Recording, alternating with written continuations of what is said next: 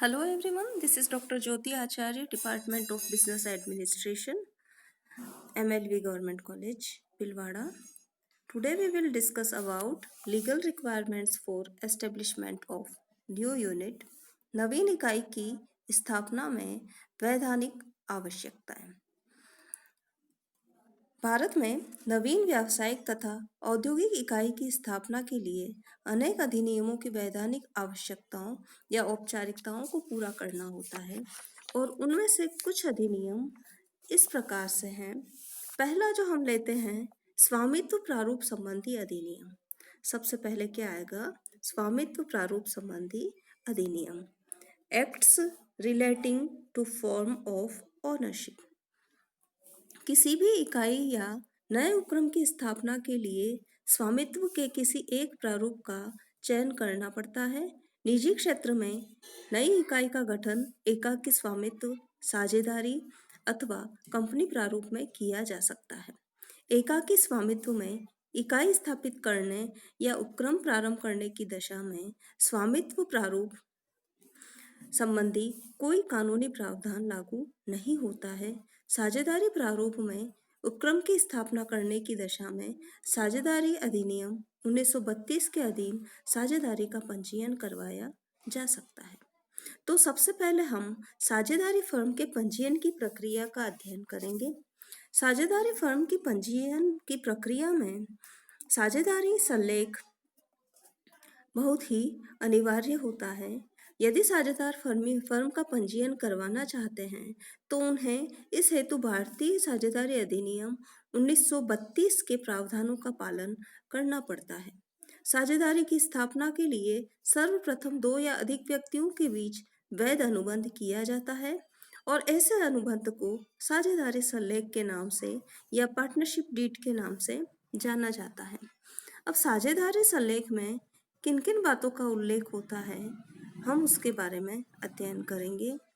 तो पहला जो साझेदारी सल्लेख का पॉइंट है उसमें फर्म का नाम, फिर साझेदारों का नाम, व्यवसाय की प्रकृति एवं स्थान, साझेदारी के शुभारंभ की तिथि, साझेदारी या फर्म की अवधि, प्रत्येक साझेदार द्वारा लगाई गई या लगाई जाने वाली पूंजी, लाभ हानि वितरण अनुपात, पूंजी पर ब्याज, आहरण की सीमा तथा उस पर देय ब्याज।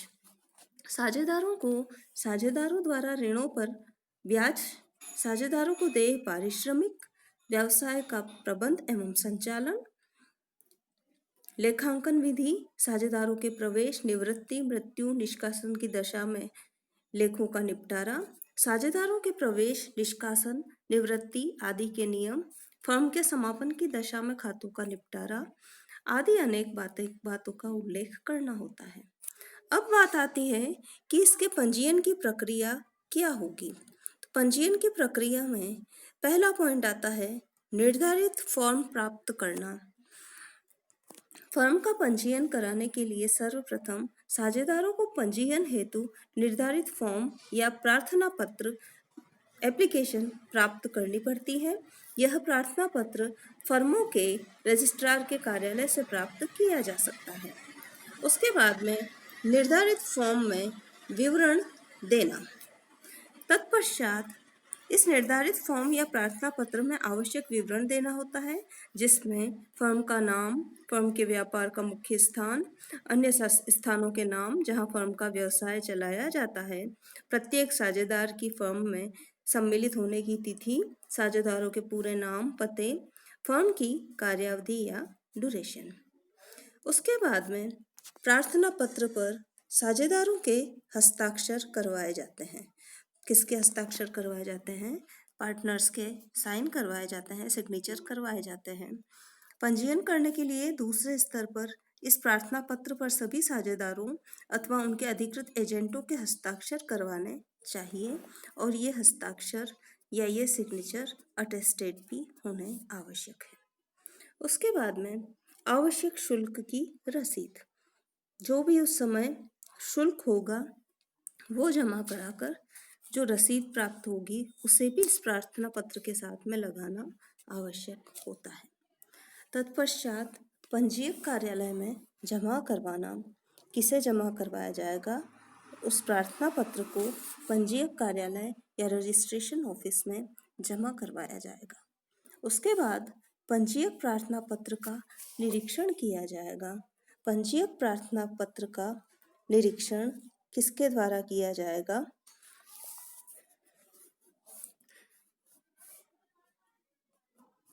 पंजीयक जो होता है वो निरीक्षक करता है उस प्रार्थना पत्र का।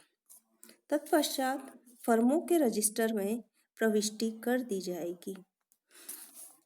यदि पंजीयक प्रार्थना पत्र को त्रुटि रहित पाता है तथा आवेदनों के पंजीयन की सभी शर्तों को पूरा कर दिया जाता है तो उस प्रार्थना पत्र में लिखे फॉर्म के नाम को फर्मों के रजिस्टर में लिख दिया जाएगा। तत्पश्चात लास्ट में प्रमाण पत्र जारी कर दिया जाएगा।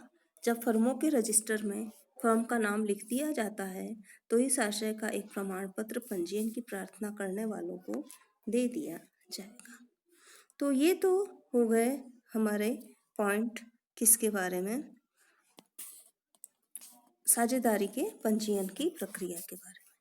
अब बात आती है कि ये तो साझेदारी प्रारूप हो गया, अब कंपनी प्रारूप की क्या प्रक्रिया रहेगी?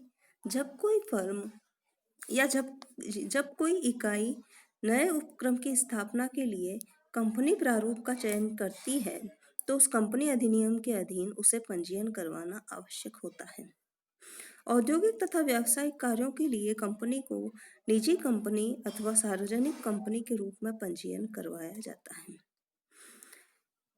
अब कंपनी के पंजीयन या समावेलन की प्रक्रिया क्या रहेगी?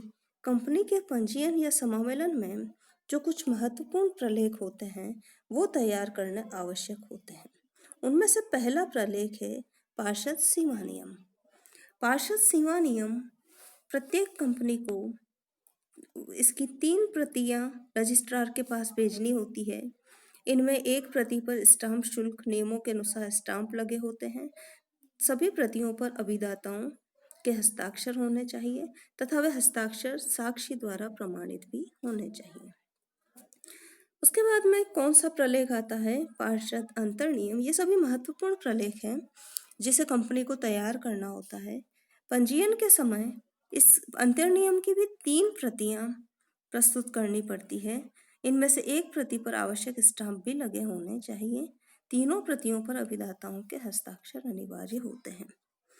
उसके बाद में जो प्रलेख होगा वो होगा प्रबंधकीय कर्मचारियों की नियुक्ति के अनुबंध संबंधी प्रलेख। तत्पश्चात वैधानिक घोषणा जो होती है वो कंपनी के समावेलन के लिए रजिस्ट्रार के पास निर्धारित प्रारूप में एक वैधानिक घोषणा भेजनी पड़ती है। उस घोषणा में क्या क्या बातें सम्मिलित होगी वो घोषणा किसके द्वारा की जा सकती है या किस आशय की होती है? समावेलन से संबंधित सभी कार्यवाहियां पूरी कर ली गई है, इस तरह की घोषणा करते हैं। वैधानिक घोषणा उच्चतम अथवा उच्च न्यायालय के एडवोकेट या किसी उच्च न्यायालय में उपस्थित होने में सक्षम अटॉर्नी या भारत में कार्यरत पूर्णकालिक कंपनी सचिव या चार्टर्ड अकाउंटेंट जो कंपनी के निर्माण से संबंधित हो या कंपनी के अंतर्नियमों में उल्लिखित कंपनी के संचालक अथवा सचिव अथवा प्रबंधक द्वारा की जा सकती है यह घोषणा। उसके बाद में संचालकों की सूची बनाई जाएगी। संचालकों की सूची की 2 प्रतियां रजिस्ट्रार को प्रस्तुत करनी पड़ती है जो कंपनी के प्रथम संचालक बनने को तैयार हैं तथा जिनका नाम अंतर्नियमों में संचालकों के रूप में दिया गया है। यदि संचालकों की ऐसी सूची प्रस्तुत नहीं की जाती है तो सीमा नियम पर हस्ताक्षर करने वाले सभी अभिदाता ही कंपनी के प्रथम संचालक मान लिए जाते हैं। लेकिन यह बात ध्यान रखने वाली है कि निजी कंपनी के लिए ऐसी सूची प्रस्तुत करना अनिवार्य नहीं होता है। अब बाद में संचालकों की लिखित सहमति एवं उनका विवरण। जब संचालकों की सूची तैयार कर ली जाती है तो संचालकों की लिखित सहमति एवं उनका विवरण भी एक महत्वपूर्ण प्रलेख की श्रेणी में आता है जिसे रजिस्ट्रार के पास समक्ष प्रस्तुत करना होता है। तत्पश्चात योग्यता अंश लेने की प्रतिज्ञा। योग्यता अंश लेने की प्रतिज्ञा। यदि किसी सार्वजनिक कंपनी के अंतर्नियमों के अनुसार कंपनी के संचालकों के लिए योग्यता अंश लेना आवश्यक हो तो समामेलन के लिए रजिस्ट्रार के पास इस आशय की संचालकों की प्रतिज्ञा भी भेजनी पड़ती है कि वे योग्यता अंश ले लेंगे और उनका भुगतान भी कर देंगे। उसके पश्चात कंपनी के रजिस्ट्रार कार्यालय की सूचना। कंपनी के समामेलन के समय कंपनी के रजिस्टर्ड कार्यालय के स्थान एवं पते की सूचना भी भेजनी पड़ती है। तत्पश्चात नाम की उपलब्धता संबंधी रजिस्ट्रार के पत्र की प्रतिलिपि। प्रत्येक कंपनी को समामेलन के आवेदन के साथ रजिस्ट्रार से प्राप्त उस पत्र की प्रमाणित प्रतिलिपि भी संलग्न करनी पड़ती है। उसके बाद में जो आता है प्रलेख महत्वपूर्ण, अभिदाताओं की ओर से प्रपत्रों पर हस्ताक्षर करने का मुख्तारनामा। यदि किसी अभिदाता ने अपनी ओर से सीमा नियम तथा अंतर्नियम पर हस्ताक्षर करने हेतु किसी अन्य व्यक्ति को अधिकृत किया है तो इस हेतु तैयार किया गया मुख्तारनामा या पावर ऑफ अटॉर्नी भी समामेलन के समय प्रस्तुत करना पड़ता है।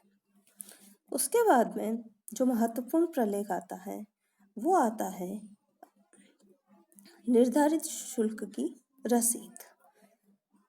लास्ट में कंपनी के समामेलन के लिए कुछ शुल्क भी लगता है तो वो शुल्क की रसीद, शुल्क जो होता है वो भारत सरकार के खाते में जमा होता है और उस शुल्क की रसीद भी प्रार्थना पत्र के साथ में सम्मिलित या संलग्न करनी पड़ती है।